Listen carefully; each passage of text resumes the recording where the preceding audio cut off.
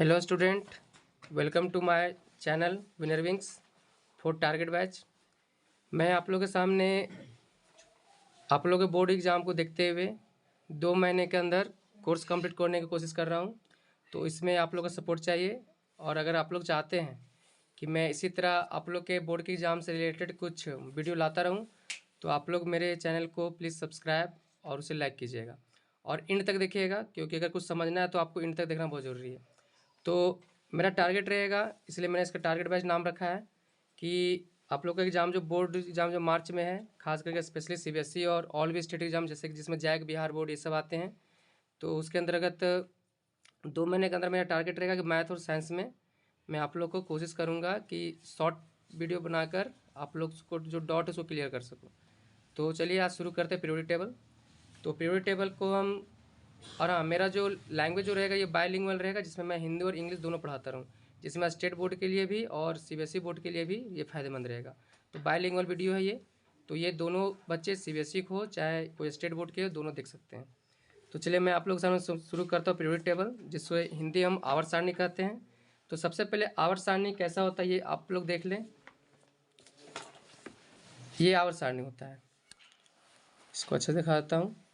ये आवर्त सारणी है जिसमें आप देखेंगे कि कुछ लाइन इस तरह रहते हैं ऊपर से नीचे की ओर, और कुछ लाइन लेफ्ट टू राइट रहते हैं, मतलब एक टॉप टू बॉटम और एक लेफ्ट टू राइट।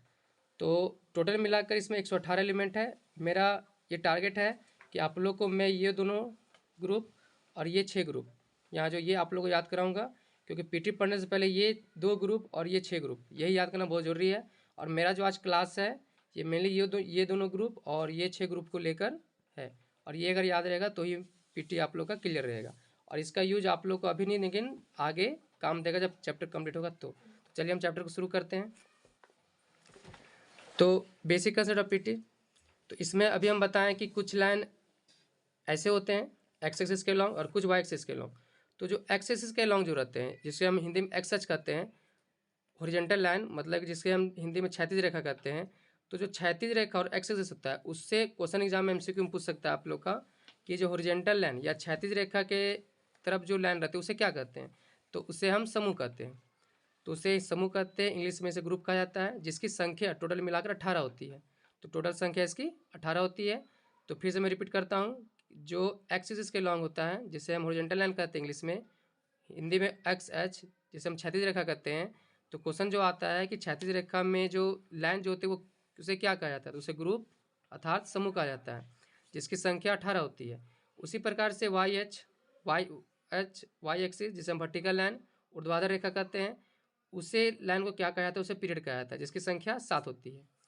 तो यहाँ से एक डॉट क्लियर कर लीजिए, जो ऊर्ध्वाधर रेखा मीन्स वर्टिकल लाइन, उससे आवर्त जिसकी संख्या 7 होती है, और जो हॉरिजॉन्टल लाइन जैसे क्षैतिज रेखा जिसकी संख्या 18 होती है।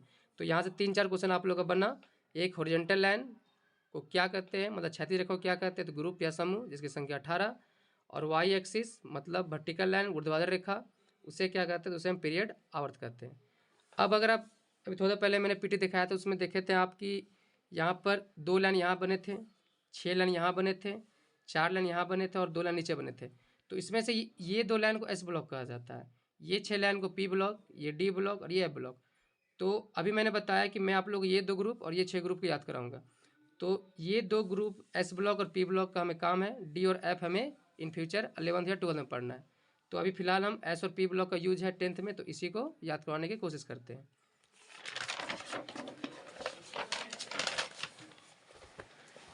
चलिए, यहाँ देखा जा रहा है कि ग्रुप नंबर 1 जिसे हम समूह संख्या 1 कहते हैं, समूह संख्या 1, इसे 1 इस तरह लिखा जाता है 1 2 3 में, या फिर अगर रोमन में लैंग्वेज लिखना होगा तो 1A लिखा जाता है। इसको ए और बी क्यों लिखे ये आगे आप लोग को पता चलेगा। तो इस एलिमेंट का इस एलिमेंट को हम अल्कलाइन अर्थ मेटल मीन्स क्षारीय धातु हिंदी में कहा जाता है, अल्कलाइन अर्थ मेटल या क्षारीय धातु कहा जाता है, जिसकी संयोजक इलेक्ट्रॉन, इससे इंग्लिश में लोग वैलेंस इलेक्ट्रॉन कहते हैं, इसकी संख्या 1 होती है। एक चीज़ याद रखिएगा, किसी भी समूह का जिसका समूह नंबर जितना होता है, जितना ग्रुप नंबर होता है, उतना ही उसकी वैलेंस इलेक्ट्रॉन की संख्या, मतलब संयोजक इलेक्ट्रॉन की संख्या होती है। इसे शॉर्ट में V.E कहा जाता है, और मैं आगे जो लिखूंगा वो V.E लिखूंगा, क्योंकि ये थोड़ा बड़ा होता है, इसे बार बार नहीं लिखूंगा। तो संयोजक इलेक्ट्रॉन इसका 1 होता है, क्योंकि ग्रुप नंबर भी इसका 1 है। संयोजकता जिसे हम वैलेंसी कहते हैं, ये भी 1 होता है। तो ग्रुप नंबर के अनुसार संयोजक इलेक्ट्रॉन होता है, वैलेंस इलेक्ट्रॉन, और जो संयोजकता जो होता है वैलेंसी, ये भी इसी यही होता है। इस ग्रुप के जितने भी एलिमेंट है सभी मेटल होते हैं, ऑल मेटल, सभी धातु होते हैं। अब इसमें कौन कौन है, इसमें आते हैं hydrogen, lithium, sodium, potassium, rubidium, caesium और फ्रेंसियम। इसके याद करने का तरीका है हे ली ना का रब से फरियाद। हे से हो गया H मीन्स हाइड्रोजन, ली से हो गया Li मीन्स लिथियम, ना से हो गया Na मीन्स सोडियम, क से हो गया K मीन्स पोटासियम, रब से हो गया Rb मीन्स रुबिडियम, से हो गया Cs मीन्स सीजियम और फरियाद से हो गया Fr फ्रांसियम। इसे 3-4 बार अगर आप पढ़े तो ये आपको याद हो जाएगा, जो कि आपको बहुत ज़्यादा काम देने वाला है इस चैप्टर में। तो इससे याद करना आप लोगों का काम, आप लोग अच्छा होगा कि आप लोग लिखते चले या फिर स्क्रीनशॉट लेते चले। तो इसके बाद आगे बढ़ते हैं तो ग्रुप 2 में, ग्रुप 2 को हम लोग 2 कहते हैं या 2A कहा जाता है। इस एलिमेंट में जितने भी एलिमेंट है सभी अल्कलाइन अर्थ मेटल, मतलब कि पृथ्वी क्षार धातु के नाम से जाना जाता है। अभी मैंने बताया कि जितना ग्रुप नंबर होता है, जितना समूह संख्या होता है, उतने ही उसकी वैलेंस इलेक्ट्रॉन, मतलब कि संयोजक इलेक्ट्रॉन की संख्या होती है। तो यहाँ 2 है तो इसका वैलेंस इलेक्ट्रॉन 2 होगा, वैलेंसी भी 2 होगा। याद रखिएगा वैलेंसी जो होता है मैक्सिमम 4 तक होता है। अगर 1 ग्रुप है तो 1, 2 है तो 2, 3 है तो 3, 4 है तो 4, लेकिन अगर 5 अगर होता है तो वो घटने लगता है, 1 to 4 फिर 3 to 0। जैसे 1 का 1, 2 का 2, अगर ग्रुप नंबर 1 रहा तो इसका 1, 2 का 2, 3 का 3, 4 का 4। लेकिन अगर वही आगे बढ़ा जाए, अगर 5 आएगा ग्रुप नंबर तो इसका 3 हो जाएगा, 6 का 2 हो जाएगा, 7 का 1 हो जाएगा, 8 का 0 होता है। ये आप लोग आगे दिख जाएगा। फिलहाल इतना याद रखिएगा कि वैलेंसी जो होता है, जो संयोजकता होता है मैक्सिमम 4 तक जाता है और संयोजक इलेक्ट्रॉन 8 तक जाता है। तो इसकी संयोजकता 2 होती है। इसमें भी सभी एलिमेंट मेरे मेटल होते हैं, सभी धातु होते हैं। इसमें जो एलिमेंट आता है वो है beryllium, magnesium, calcium, strontium, barium और रेडियम। जिसे प्रोनाउंसिएशन करने में दिक्कत है वो थोड़ा हिंदी में भी लिख लीजिएगा, beryllium, magnesium, calcium, strontium, barium और ये रेडियम। इसे याद करने का तरीका है बे मतलब का सर बता रहे हैं।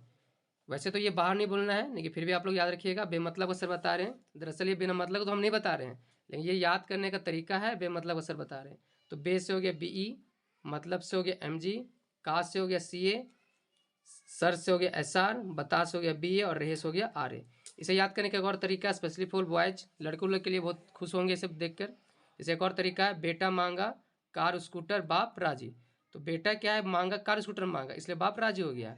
तो बेटा से हो गया BE, मांगा से हो गया MG, कार से हो गया CA, स्कूटर से हो गया SR, बाप से हो गया BA और राजी से हो गया RA। तो इसमें कौन कौन एलिमेंट बता दिए, BE से हो गया बेरिलियम, MG से हो गया मैग्नीशियम, CA से हो गया कैल्शियम, SR से हो गया स्ट्रोंशियम, BA से हो गया बेरियम और RA से हो गया रेडियम।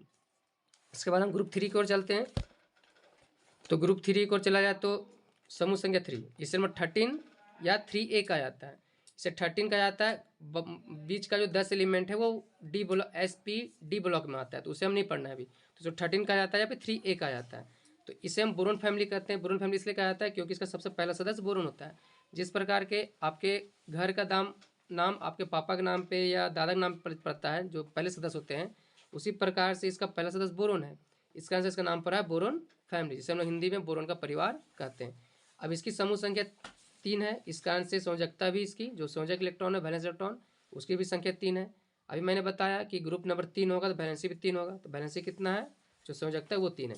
इसमें सभी मेटल है एक्सेप्ट बोरोन। बोरोन को छोड़कर जितने एलिमेंट इसमें सभी क्या मेटल है। बोरोन जो है वो क्या है, तो वो मेटलोइड है, मतलब कि उपधातु है। सभी इसमें धातु है, सिर्फ अपवाद में मेरा बोरोन आता है। इसमें कौन कौन से एलिमेंट है, तो boron, aluminium, gallium, indium, thallium. याद करने का तरीका है बाल, गंगा, इंडियन, तिलक। बाल से हो गया बा से हो गया बोरोन, ल से हो गया Al अल्मुनियम, गंगा से हो गया Ga गैलियम, इंडियम से हो गया In इंडियम, तिलक से हो गया Tl थैलियम। तो ये आप लोग याद कर लीजिएगा। फिर आता है ग्रुप नंबर 14 फ्लोरीन। इसे हम कार्बन फैमिली कहते हैं, सेम तरह का। इसका पहला सदस्य कार्बन है, इसका आंसर इसका नाम कार्बन फैमिली पर है।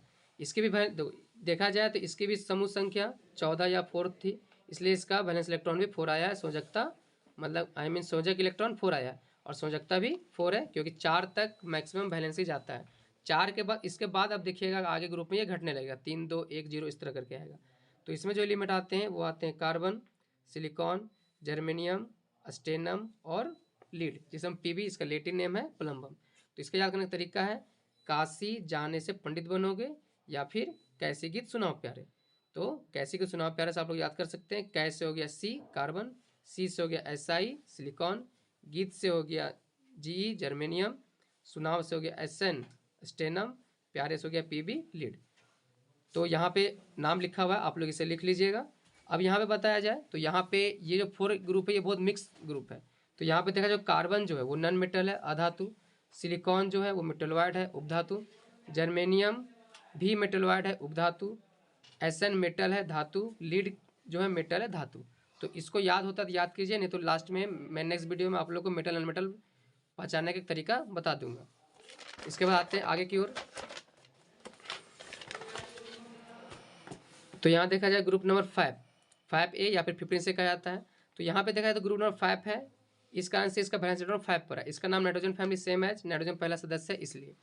तो वैलेंस इलेक्ट्रॉन 5 आ गया क्योंकि इसका ग्रुप नंबर 5 है। अब देखिए अभी मैंने बताया था कि वैलेंसी 4 तक आता है उसके बाद वो घटने लगता है। तो 4 का 4 आया लेकिन 5 का घट गया, तो 4 से घट गया 3। तो अगर 5 रहेगा तो ये 3 निकालने का सिंपल तरीका है। अगर वैलेंस इलेक्ट्रॉन अगर 4 से ज़्यादा होता है तो 8 में से आप वैलेंस इलेक्ट्रॉन को मतलब संयोजक इलेक्ट्रॉन को घटा दीजिएगा। तो 8 में से अगर हम यहाँ 5 घटाते हैं तो यहाँ पे 3 आता है। तो इस तरह से आगे की ओर बढ़ता है, इसी कारण से ये 3 आया। अब यहाँ जो एलिमेंट आते हैं उसमें है नाइट्रोजन, फास्फोरस, आर्सेनिक, स्टीबियम और बिस्मथ। इसका याद करने का तरीका है नाना पापा अस सब बीमार, नाना पापा अस सब बीमार। तो नाना से हो गया N जिसे हम नाइट्रोजन कहते हैं, पापा से हो गया P जिसे हम फास्फोरस कहते हैं, अस से हो गया आर्सेनिक, सब से हो गया SB जिसे हम स्टीबियम कहते हैं, बीमार से हो गया BI बिस्मथ। इसमें जो नाना और पापा है मतलब कि नाइट्रोजन और जो फास्फोरस है ये नॉन मेटल है अधातु है, आर्सेनिक और स्टीबियम जो है ये मेटलवाइड है उपधातु है, और BI जो है बिस्मथ वो मेटल है, ये भी मिक्स ग्रुप है। तो इसको याद कर लीजिएगा। समूह संख्या 6 है 16। इसमें का देखा जाए तो इसमें 6 है, इसका पहले से तो ऑक्सीजन है, इस कारण से इसका नाम ऑक्सीजन फैमिली पर है। ग्रुप नंबर 6 है जिसके कारण किसका संयोजक इलेक्ट्रॉन 6 है, मतलब वैलेंस इलेक्ट्रॉन 6 है। संयोजकता जो है वैलेंसी जो है इसका 2 है।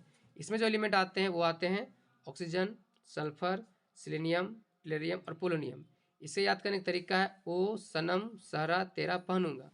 ओ सनम सहरा, सहरा जो होता है शादी ब्याह में जो सहरा जो मुकुट पहना जाता है उसे। तो खैर अभी आप लोग को नहीं पढ़ना है, अभी याद करने का तरीका है।